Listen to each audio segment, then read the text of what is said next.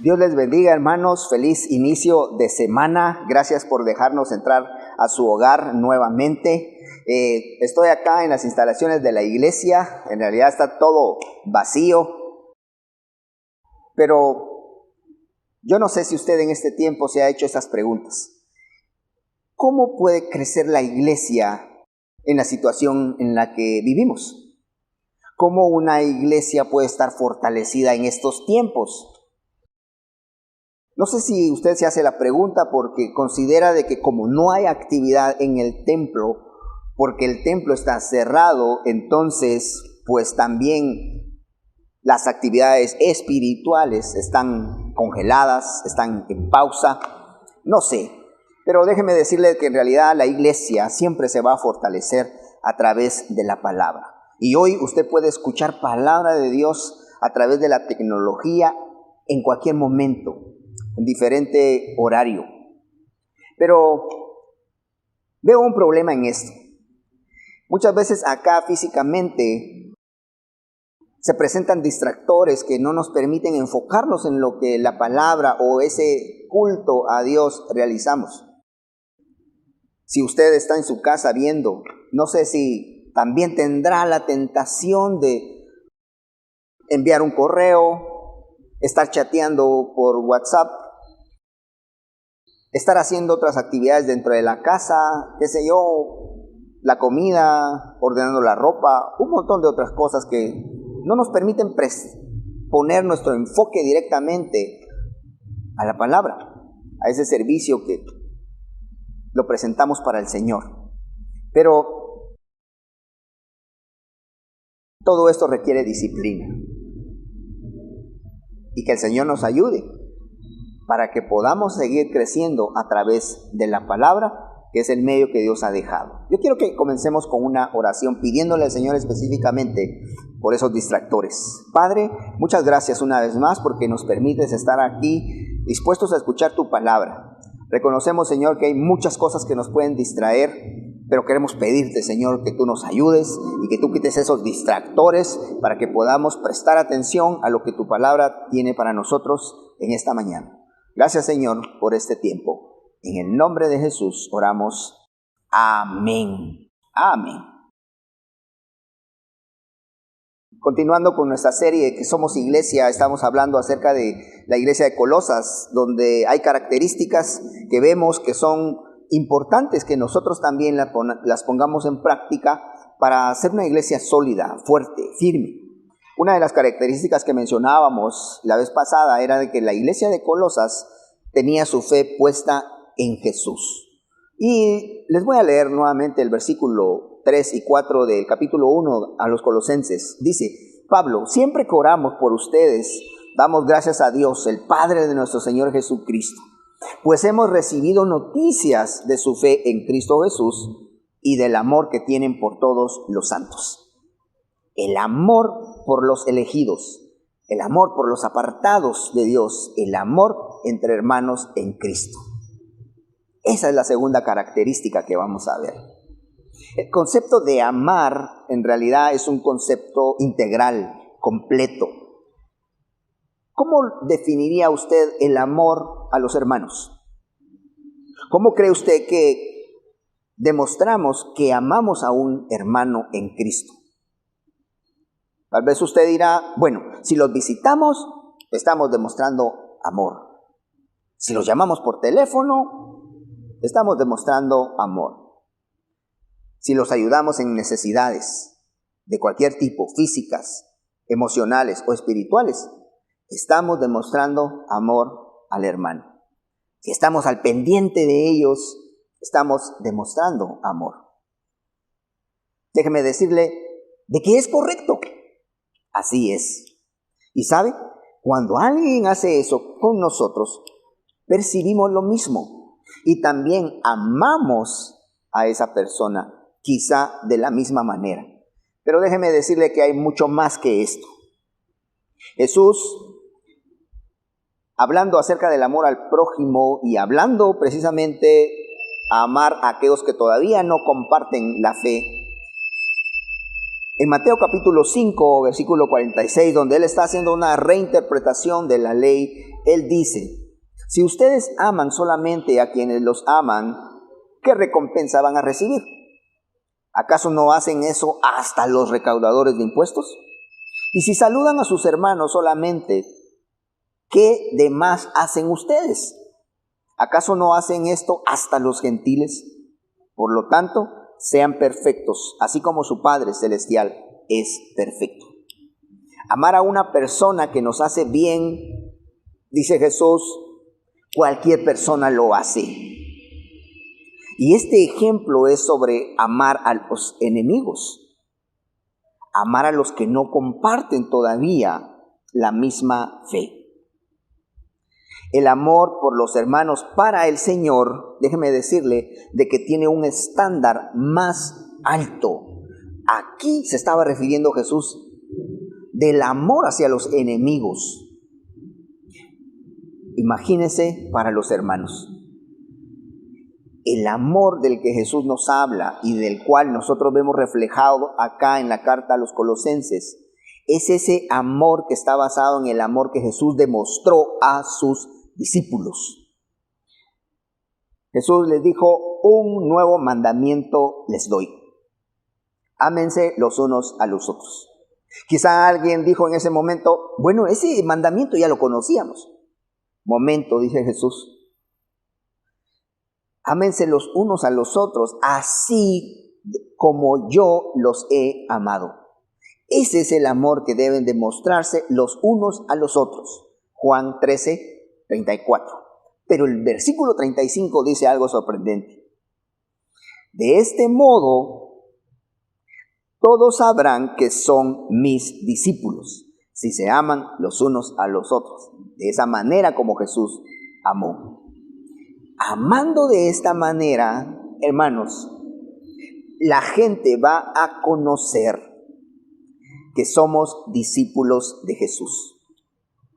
Esa clase de amor tiene un poder sorprendente, un poder atractivo, un poder revolucionario, diría yo. ¿Por qué? Porque ese amor sí va a crear un impacto donde quiera que sea. El amor es el punto de partida indispensable para presentar nuestra fe en Cristo Jesús. Por esta característica era conocida la iglesia de Colosas. Pablo, para mencionar algo de contexto, Pablo escribe con el propósito de refutar la falsa doctrina, de instruir a los hermanos, pero también fortalecer a la iglesia. La carta se puede dividir muy bien en dos partes. De hecho, era un estilo que Pablo utilizaba. La primera parte, que consistía en doctrina profunda, en teología. Eso implicaba una buena relación vertical, una relación buena con Dios. Y por eso, la primera característica hacía mención a todo esto: la fe en Cristo Jesús. Si ellos tenían esto, que estaba contenido en el capítulo 1 y 2, entendían eso y creían eso, ellos podían ser una iglesia fuerte, podían resistir los ataques que vinieran en ese tiempo. Pero en la segunda parte de la carta, capítulos 3 y 4, Pablo va a hablar acerca de asuntos prácticos, de una relación horizontal, de algo que tiene que ver con los hermanos, con nosotros como personas. Y de ahí va a hablar acerca del amor entre hermanos. Estos dos puntos son fundamentales para tener una iglesia sólida, una iglesia firme, una iglesia fuerte, una iglesia que impacta. Estos dos puntos son fundamentales. Más que tener una tecnología de punta, alabanza extraordinaria o instalaciones modernas. Si tenemos estas dos características, la iglesia puede estar firme, puede ser una iglesia sólida. ¿Y sabe qué? Dios demanda de nosotros esa clase de amor para los hermanos.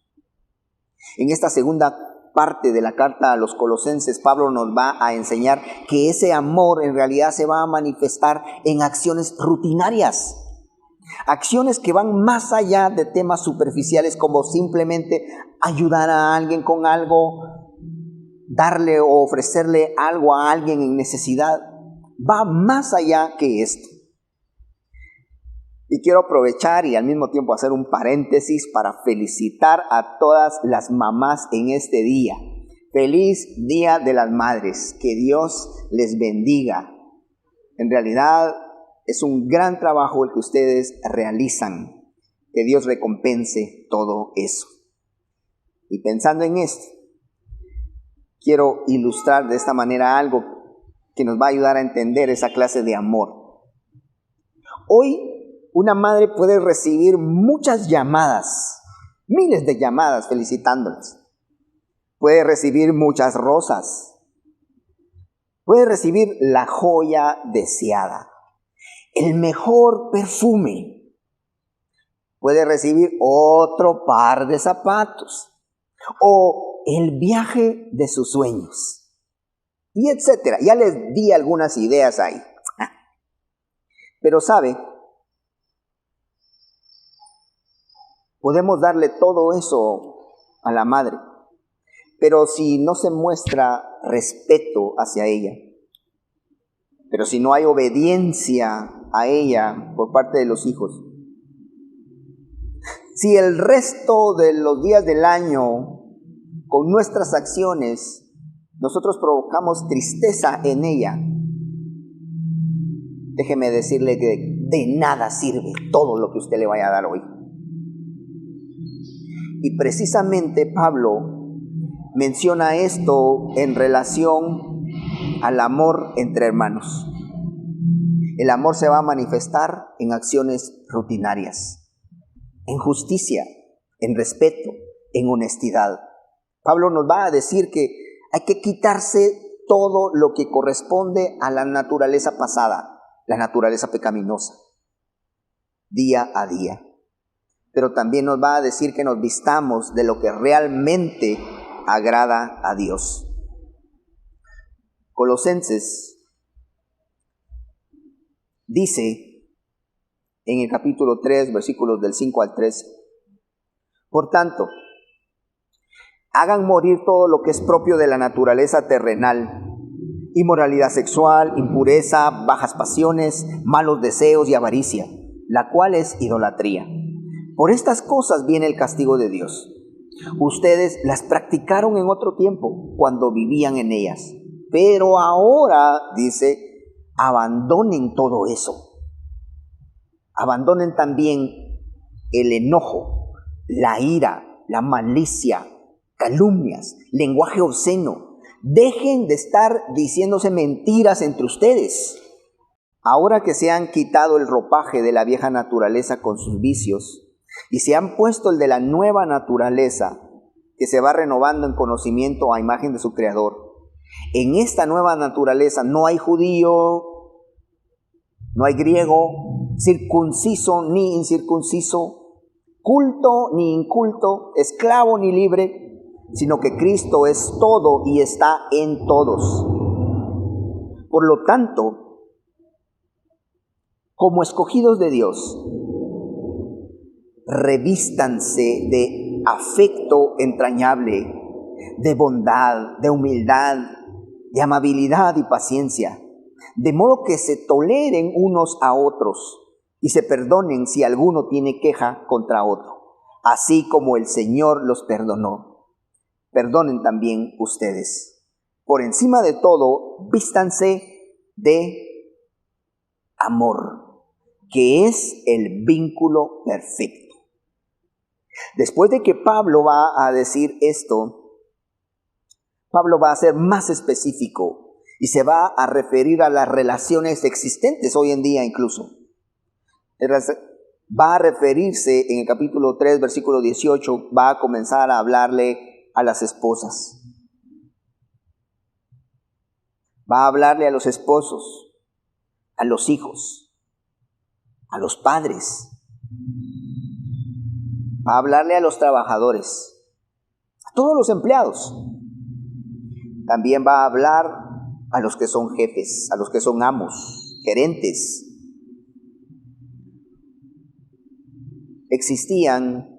Usted sabe, existían una diferencia entre los judíos y los gentiles. Pero Pablo ha escuchado del amor de estos hermanos de Colosas, donde habían judíos y gentiles. Y por eso Pablo elogia esta parte. Ya no habían diferencias entre ellos. Y es lo mismo que nos pide acá. Nos sigue animando acá. ¿Por qué? Porque en ese ambiente ya no hay diferencias ni deben existir preferencias. No hay judío, no hay gentil, no hay culto ni inculto, no hay esclavo, no hay libre. No. Todos pertenecemos al mismo grupo, a los santos y fieles.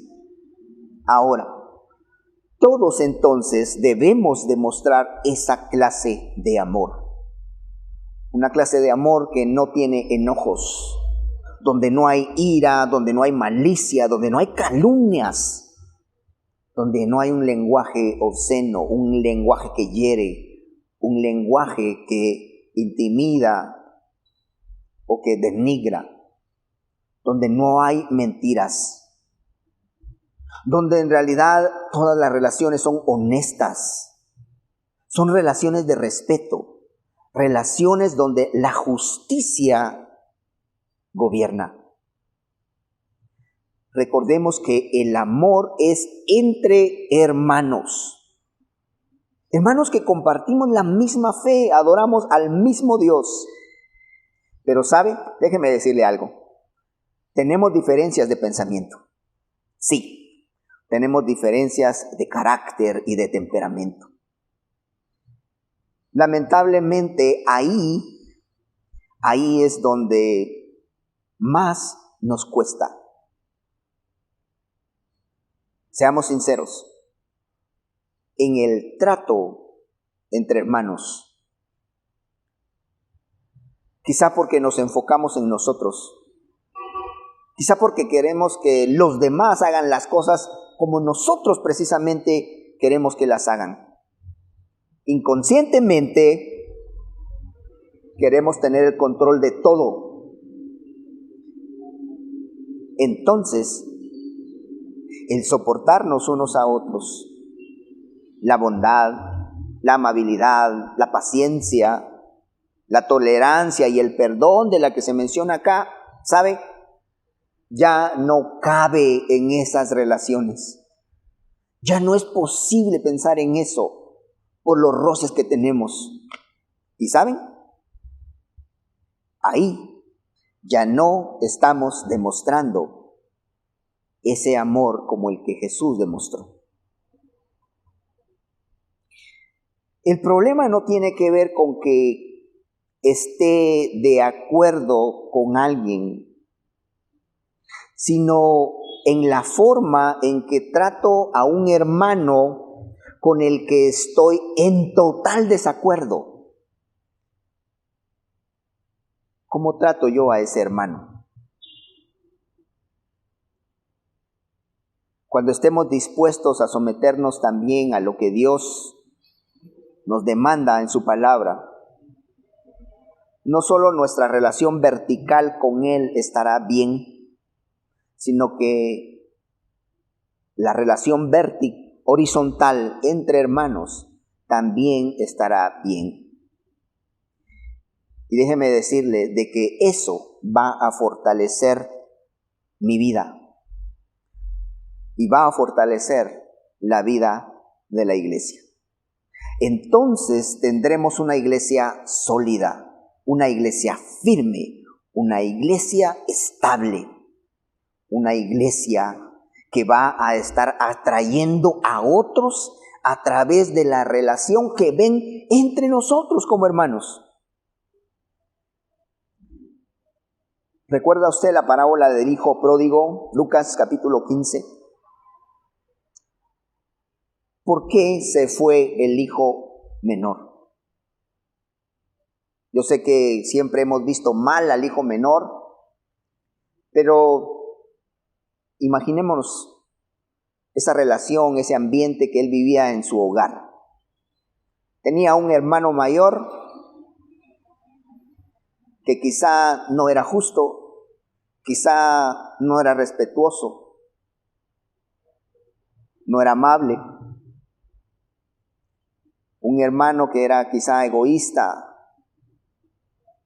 que tenía ira, enojo contra su hermano, y tal vez llegó un punto donde el hermano menor dice: estoy harto de esto, que me den la herencia y yo me voy de acá. En la parábola, el hermano mayor representa a los religiosos y el hermano menor representa a los pecadores. Pero una vez que él se va y luego se arrepiente, regresa, él ya es nuevamente parte de la familia. Pero ¿qué es lo que sucede? ¿Sabe qué es lo que sucede? El hermano mayor quizá tenía la misma actitud que antes. Este hermano menor ahora regresa porque quiere hacer las cosas de otra manera. Pero la actitud del hermano mayor sigue siendo la misma. Él no había cambiado. Él estaba enojado, tenía ira, no podía tolerar a su hermano. Era egoísta, no quería compartir lo que ahora su padre está compartiendo con él.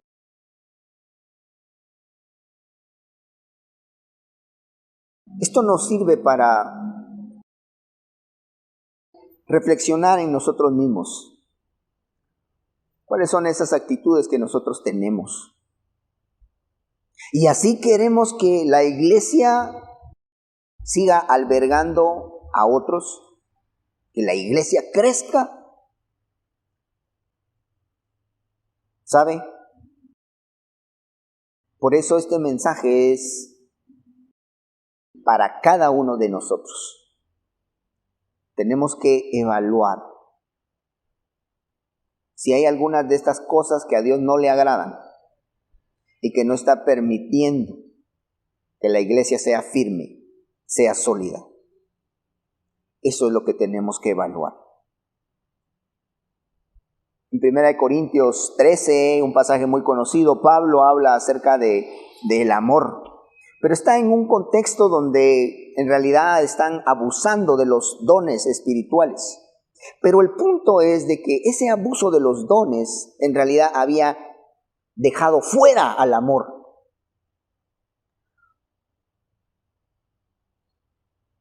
Esa clase de amor es el mismo amor del que se habla en Juan 13, en Mateo 5 y en Colosenses. Es el amor ágape, incondicional, sacrificial, que implica un montón de cosas más.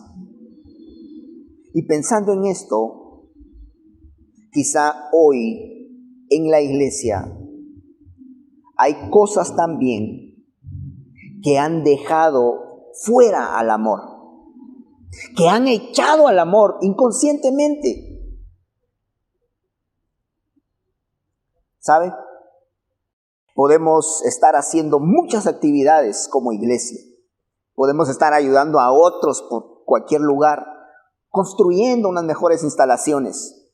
Pero si no hay amor entre hermanos, quizá